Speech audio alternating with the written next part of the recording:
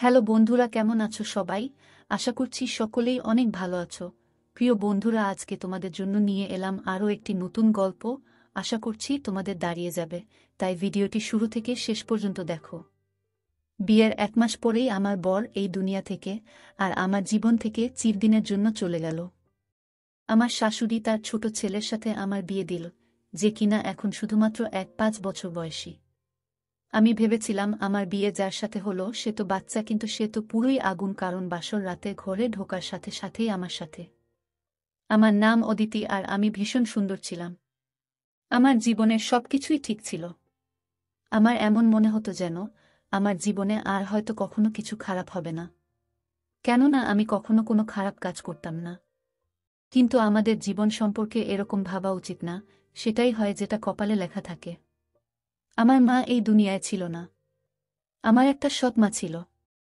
আমার বাবা ঘরে বেশি মনোযোগ দিত না। এমনিতে তো আমি ঘরের সব কাজই করতাম, বাচ্চাদের টিউশনও পড়াতাম। এজন্য সবাই আমাকে বলতো যে তোমার মা কখনো তোমার বিয়ে হতে দেবে না। প্রথমত সে একটা চাকরানি পেয়ে গেছে, তার ওপরে 5,000 টাকা করে তুমি রোজগার করো। কিন্তু বাড়িতে বাবার কথাই চলত। বাবা যেটা বলতো সেটাই হতো। আর এই জন্যই বোধহয় ব্যাপারটা বদলে গিয়েছিল। আমি 5,000 থেকে 1,000 টাকা পর্যন্ত খুব আরাম করে কামিয়ে নিতাম, যেটা কিনা আমি আমার মাকে দিয়ে দিতাম। কিন্তু তাও একদিন আমাকে আমার মা বলল, তোমার জন্য সম্বন্ধ দেখেছি। আমি অবাক হয়ে গিয়েছিলাম। আমি ভাবলাম হয়তো ইয়ার্কি করছে, কিন্তু সে আমাকে এটা বলেনি যে তোমার জন্য সম্বন্ধ যেখানে ঠিক হয়েছে তারা তোমায় দেখতে আসছে। সে বলেছিল যে তোমার জন্য সম্বন্ধ দেখা হয়ে গেছে, কথাও পাকা হয়ে গেছে।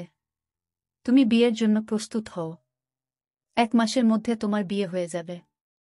আমি অবাক ছিলাম, কিন্তু ভেতরে ভেতরে খুশিও ছিলাম, কেননা আমার জীবনে একটা নতুন মোড় আসতে চলেছে। আমি তো হৃদয় থেকে এই কথাটা বের করেই দিয়েছিলাম যে আমার বিয়ে হবে, কেননা আমি ভাবতাম আমার মা কখনো আমার বিয়ে করাবে না। কিন্তু এখন এই সমস্ত কিছুই হচ্ছিল, এজন্য আমি ভীষণ খুশি ছিলাম।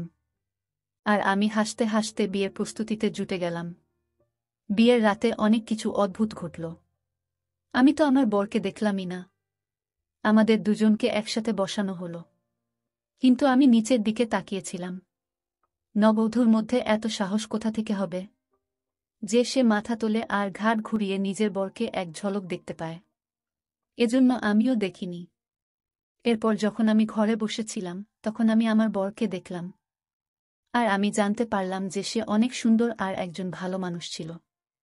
সে প্রথম দিনেই আমাকে অনেক সম্মান দিয়েছিল।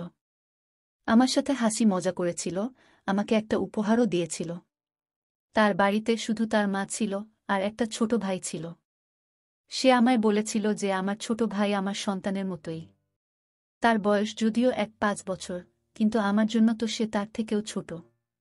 কেননা সে যখন 2 বছরের ছিল তখন বাবা এই পৃথিবী ছেড়ে চলে গেল। আর সে বাবার জন্য ভীষণ উদাস থাকত। এই জন্য বাবার জায়গা আমি নিলাম। আর রোজ রাতে আমি তাকে বুকের সাথে জড়িয়ে ঘুম পাড়াতাম। তখন থেকে সে আমার জন্য এমন যেন সে আমার নিজের সন্তান। আমার দেওরের নাম প্রতীক। আমার বর বলল, তুমি সব সময় ওর খেয়াল রেখো। আমি বললাম, ঠিক আছে, তুমি চিন্তা করো না। সে আমার জন্য ছোট ভাইয়ের মতোই। বিয়ের রাত ভালোই কাটল। এমন মনে হচ্ছিল যেন জীবনটাও খুব ভালোভাবেই কেটে যাবে। কিন্তু যখন সকাল হলো, শাশুড়ি কিছু অদ্ভুত জিজ্ঞাসা করল আর আমার ঘরে চলে এলো। বিছানার চাদর এদিক ওদিক করে দেখতে লাগল। আমি বুঝতে পেরেছিলাম সে কি খুঁজছে। তারপর আমাকে অদ্ভুত অদ্ভুত প্রশ্ন জিজ্ঞাসা করতে লাগল। আমি তাকে বলে দিলাম আর তারপরে সে নিশ্চিন্ত হল। আমার এত লজ্জা লাগছিল, আমি লজ্জায় ঘেমে গিয়েছিলাম। আমি ভাবতে লাগলাম, মহিলারা এরকম আচরণ কেন করে? তার নিজের তো কোনো মেয়ে ছিল না। যদি তার নিজের মেয়ের সাথে এই সমস্ত কিছু হতো তাহলে তার কেমন লাগত? আমি বিশ্বাস করতাম যে এটা অনুষ্ঠান নয়, এটা সোজাসুজি মহিলাদের চরিত্রের উপর সন্দেহ করা, যে বিয়ের আগে আর কারোর সাথে তার সম্পর্ক ছিল কিনা। আর বিয়ের আগে অন্য কারোর সাথে সে শুয়ে আসেনি তো? তারপরে আমি আমার মেয়ের সাথে এই সমস্ত কিছু হতো তাহলে তার কেমন লাগত? আমি বিশ্বাস করতাম যে এটা অনুষ্ঠান নয়, এটা সোজাসুজি মহিলাদের চরিত্রের উপর সন্দেহ করায় বিয়ের আগে আর কারোর সাথে তার সম্পর্ক ছিল কিনা। আর বিয়ের আগে অন্য কারোর সাথে সে শুয়ে আসেনি তো? তারপরে আমি আমার দেওরের কাছে কিছুক্ষণ বসে গেলাম। আমার শাশুড়ি বলল যে তুমি এবার তৈরি হয়ে নাও, রোজ তোমাকে দেখতে আত্মীয় স্বজন আসবে। বিয়ে যেহেতু এত ধুমধাম করে হয়েছে, যখন কিনা এত পয়সাও ছিল না, কিন্তু আস্তে আস্তে করে সমস্ত লোক তোমাকে দেখতে আসবে, আর তোমার মুখ দেখে তারা যা কিছু পয়সা দেবে সেগুলো আমাকে দিও। আমি বললাম ঠিক আছে। আমার শাশুড়ি বংশ পরম্পরা চালিয়ে যাওয়া শাশুড়ির মতো ছিল, কিন্তু দেওর ভালো ছিল। প্রথমে আমার সাথে হাসি মজা করতে লাগল, তারপর সে অদ্ভুত ধরনের কথা বলতে শুরু করল। আমাকে জিজ্ঞাসা করল, তুমি আর দাদা কি করছিলে? আমি বললাম, আমরা কথা বলছিলাম। সে বলল, তোমরা তাড়াতাড়ি শুয়ে পড়েছিলে, তোমাদের ঘরের লাইট বন্ধ হয়ে গেছিল, আমি দেখেছিলাম। আমি অবাক হয়ে গেলাম।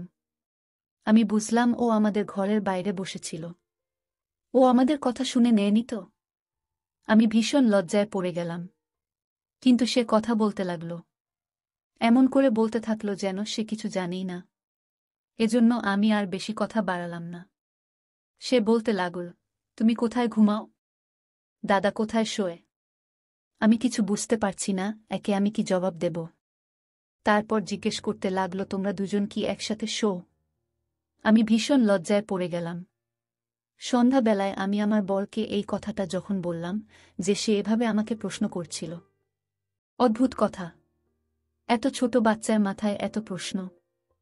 আমার বর বলল, আমি তোমাকে বলেছিলাম তো, তার খেয়াল রাখতে হবে তোমায়। তুমি প্রথম দিনেই তার অভিযোগ আমাকে জানাচ্ছ। আমি বললাম, আমি অভিযোগ জানাচ্ছি না, কিন্তু আজকালকার বাচ্চাদের মাথায় এই ধরনের প্রশ্ন আসা তো উচিত নয়। আমার বর বলল, সে তোমাকে এমন কিছু প্রশ্ন করেনি। ওই সমস্ত ভেবে প্রশ্ন করেনি, এই বয়সে এই ধরনের জিজ্ঞাসা মনের মধ্যে আসে। মানুষ জিজ্ঞাসা করতেই পারে। আমার ভাই ভীষণ নিরীহ, তার খেয়াল রাখতে বলেছিলাম আমি, তার দুর্বলতা বা ভুলগুলো খুঁজে খুঁজে বের করতে বলিনি। সে বেচারা তোমার আগে পেছনে ঘুরতে থাকে, বৌদি বৌদি করে, তার মুখ কখনো হাঁপায় না, আর তুমি যে ওর জন্য এরকম ধরনের চিন্তাভাবনা রাখো। আমি তো অবাক হয়ে গেলাম যে আমার বরের কি হয়ে গিয়েছিল। সে সত্যিই নিজের ভাইয়ের ব্যাপারে অনেক বেশি নরম আর আবেগপ্রবণ ছিল। এই কথাটা বুঝতে আমার বেশি দেরি হয়নি যে যদি আমার বরকে খুশি রাখতে হয়, তাহলে তার সামনে তার ভাইয়ের বিষয়ে খারাপ কথা বলা চলবে না, না হলে তার খারাপ লাগতে পারে। এরপরে আমি এরকম কিছুই বলতাম না। আমাদের বিয়ে হয়েছে মাত্র 1 সপ্তাহ হলো, আমার বর সোজাসাপটা মানুষ ছিল না। সে আমার সঙ্গ দারুণভাবে উপভোগ করত। সে আমাকে ছাড়তেই চাইত না। একদিন তো সকালবেলায় আমার শাশুড়ি আমাকে ডেকে ডেকে হয়রান, কিন্তু আমার বর তার কাছ থেকে আমাকে উঠতেই দিচ্ছিল না। সে বলছিল, আমার সাথে ভালো ভালো কথা বলো, আমার চোখের দিকে তাকাও, তুমি কি কখনো সিনেমা দেখনি? যেমন সিনেমায় হিরো হিরোইন একে অপরের সাথে বসে কথা বলে, তেমন তুমি আমার কাছে বসে থাকো। আমি বললাম, তোমার মা আমায় ডাকছে, হয়তো কাজ আছে, কেননা 10টা বেজে গেছে। সকালের 4টে বা 5টা তো বাজেনি। কিন্তু আমার বর আমার সাথে কথাই বলতে থাকছিল। আর তারপর সেটাই হলো, আমার শাশুড়ি আমাকে বকা দিল। আমি এইসব লোকেদের বুঝতে পারছিলাম না। এরা একটু অদ্ভুত ছিল। আমার শাশুড়ি বলে দিল, তুমি তো আসতেই আমার ছেলেকে নিজের আঙুলে জড়িয়ে নিয়েছ। তুমি ছাড়া তো সে আর কিছু দেখতেই পায় না। আমি বললাম, এরকম তো কোনো ব্যাপার না। এবার সে যদি নিজে থেকেই আমার পেছনে পেছনে ঘোরে, তাহলে আমি কি করতে পারি? কিন্তু আমার বর আমাকে বলেছিল আমার মায়ের সব সময় খেয়াল রাখবে, তাকে খুশি রাখবে, এজন্য আমি পুরো ঘরের কাজ ভালোভাবে করতাম। কখনো কিছুই বলতাম না, কোনো জবাব দিতাম না। আর যদি জবাব দিতাম, অন্যভাবে দিতাম, যাতে সে রাগ না করে। আমার বিয়ে হয়েছে এখনো 1 মাসও হয়নি, যখন আমি একটা বাজে খবর পেলাম যে আমার বর এই দুনিয়া থেকেই চলে গেছে। এরপর আমরা অনেক বেশি সমস্যার মধ্যে পড়ে গেলাম। আর ভাবতে লাগলাম এটা মিথ্যে খবর, কিন্তু যখন লাশ বাড়িতে আনা হলো, আমাদের তখন হুঁশ উড়ে গেল, আর আমার শাশুড়ি, আমার দেওর আর আমি খুব বাজেভাবে চিৎকার করতে লাগলাম, কান্না করতে লাগলাম। আমরা প্রার্থনা করছিলাম যে এই খবরটা যেন মিথ্যা হয়। কিন্তু আমার বর এই দুনিয়া থেকে সত্যিই চলে গিয়েছিল, এই দুঃখটা আমার জন্য অনেক বড় শোক ছিল।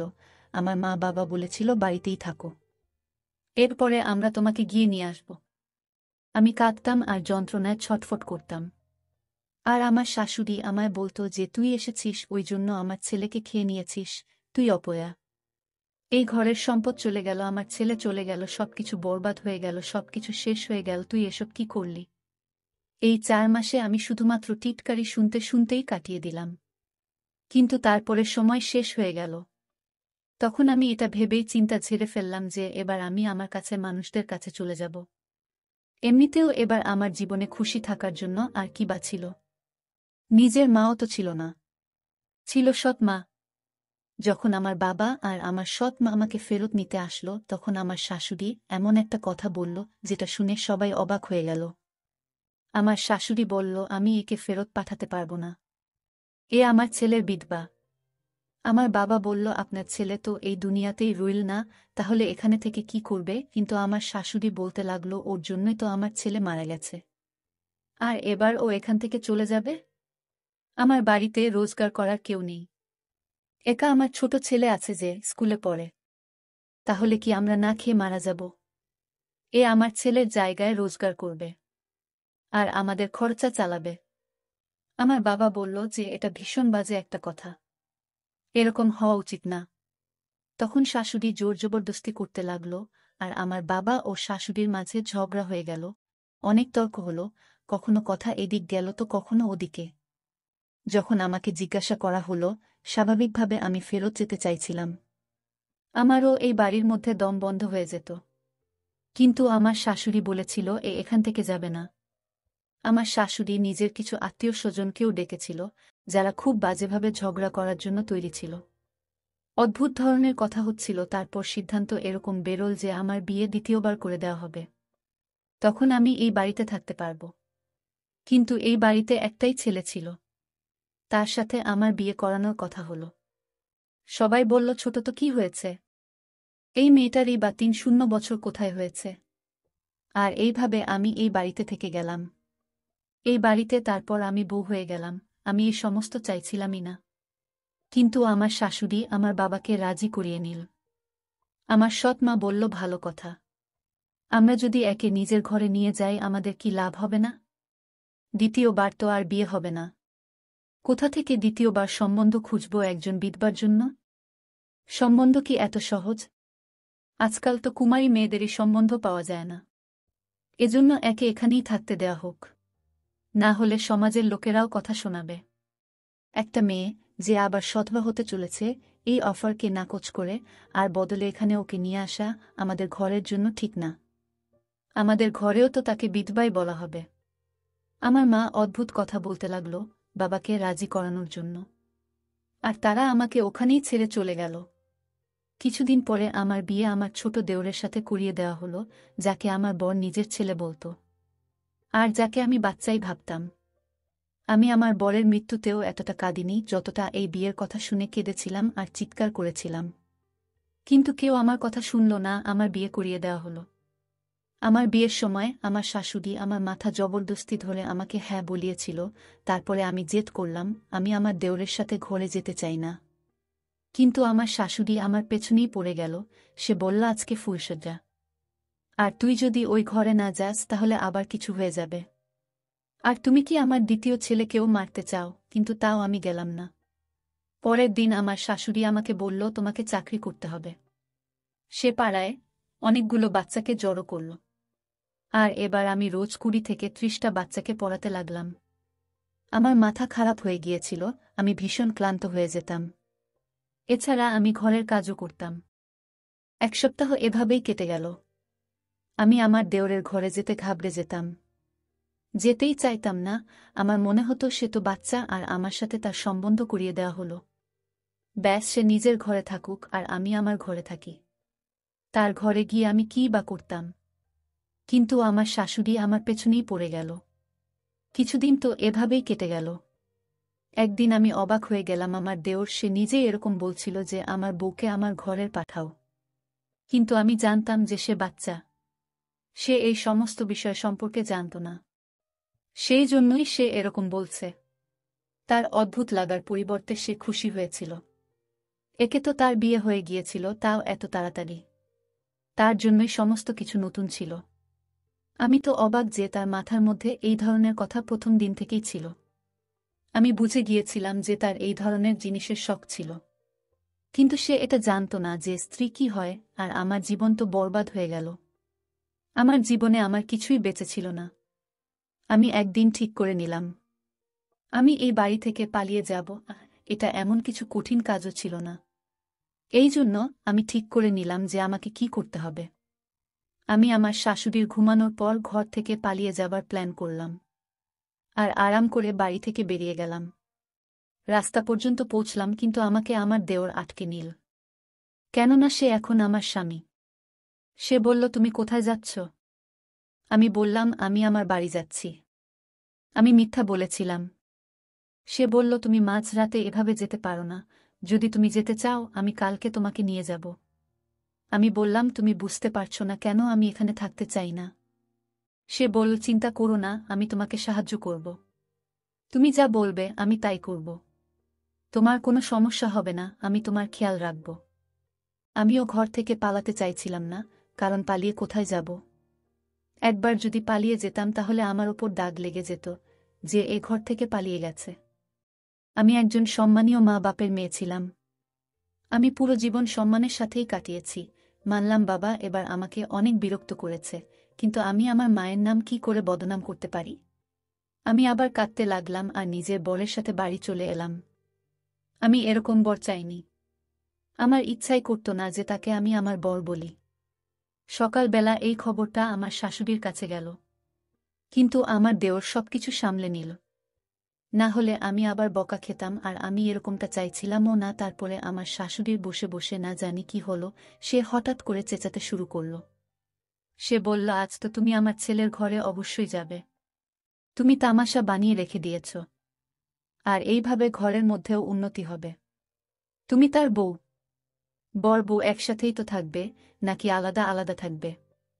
এই ব্যাপারটা একদম ভালো না। শাশুড়ি আবার আমায় জোর দিয়ে বউ সাজতে বলল। আমাকে বউ সাজিয়ে ঘরের মধ্যে পাঠানো হলো। এক মুহূর্তে আমি ভাবলাম ভেতরে গিয়ে ঘরে তালা লাগিয়ে দিই, কিন্তু আমি এমনটা করতে পারলাম না, কেননা আমার শাশুড়ি প্রথমেই দরজা খুলে দিল। কিছুক্ষণ পরে আমার দেওর ঘরে আসলো। আমি বললাম, এ তো বাচ্চা, একে ভয় দেখিয়ে ধমক দিয়ে ঘুম পাড়িয়ে দেব। আমার চিন্তায় থাকার প্রয়োজন নেই।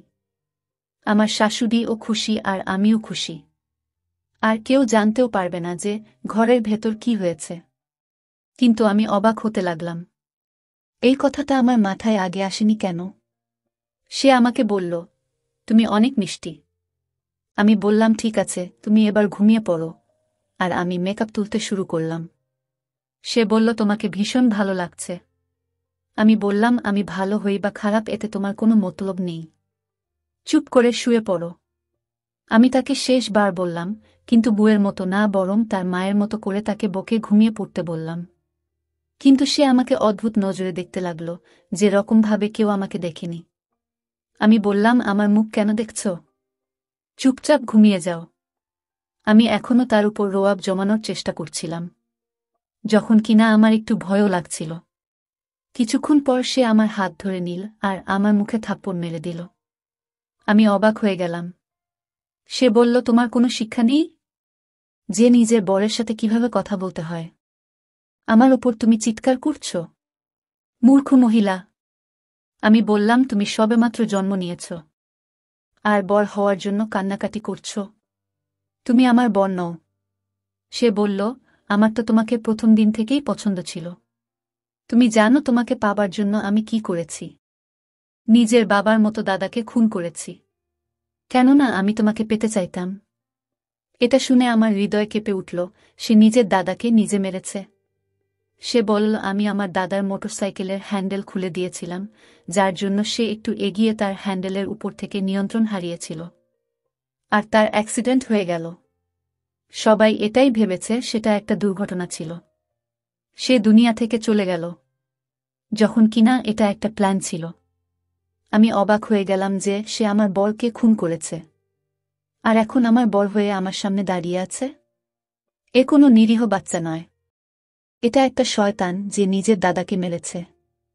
আর এর দাদা যে একে এত ভালোবাসত, যে ওকে নিজের সন্তান ভাবত।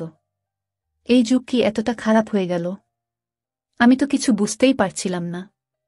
আমি ওখান থেকে চলে যেতে চাইছিলাম, চিৎকার করছিলাম।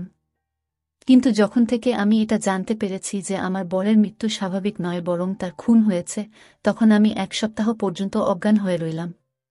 সবাইকে সবকিছু বললাম চিৎকার করে করে। কেউ আমার কোনো কথাই শুনল না।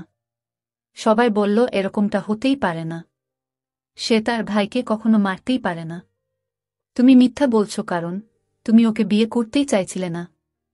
আমার কাছে একটাই রাস্তা ছিল, আমি আত্মহত্যা করে নিচ্ছিলাম। কিন্তু আমাকে কেউ মরতেও দিল না। আজও আমি এভাবেই নিজের জীবন কাটাচ্ছি। আমি বুঝতে পারছি না যে আমি কি করব। এরপর ভগবান আমাকে একটা মেয়ে দিল। আমি এটা ভেবেই উদাস ছিলাম যে আমার ভাগ্যই খারাপ। আমার মেয়ের কপালও খারাপ। কিন্তু আমার কপাল এতটা খারাপ ছিল না। কেননা আমার দেওরের সাথেও সেটাই হলো যেটা সে নিজের দাদার সাথে করেছিল। তার সাথেও একটা দুর্ঘটনা ঘটে গেল আর সে এই দুনিয়া থেকেই চলে গেল। এটা আমার শাশুড়ি সহ্য করতে পারল না, আর সেও মরে গেল। তারপরে পুরো ঘরটা আমার হয়ে গেল। এবার আমি আমার মেয়ের সাথে থাকি, বাচ্চাদের টিউশন পড়াই। আমার জীবন এভাবেই কাটতে লাগল। আমি কখনো ভাবিনি আমার সাথে এত কিছু হয়ে যাবে, কিন্তু তাও এত কিছু হয়ে গেল। আমি আমার বরকে ভীষণ মনে করি, তার কথা আমার ভীষণ মনে পড়ে। আর আজ যদি সে থাকত তাহলে এত কিছু ঘটত না। বন্ধুরা, আমাদের এই গল্পটি যদি ভালো লেগে থাকে লাইক, কমেন্ট, শেয়ার ও সাবস্ক্রাইব করে আমাদের পাশেই থাকবেন। ধন্যবাদ সবাইকে, ভালো থাকবেন।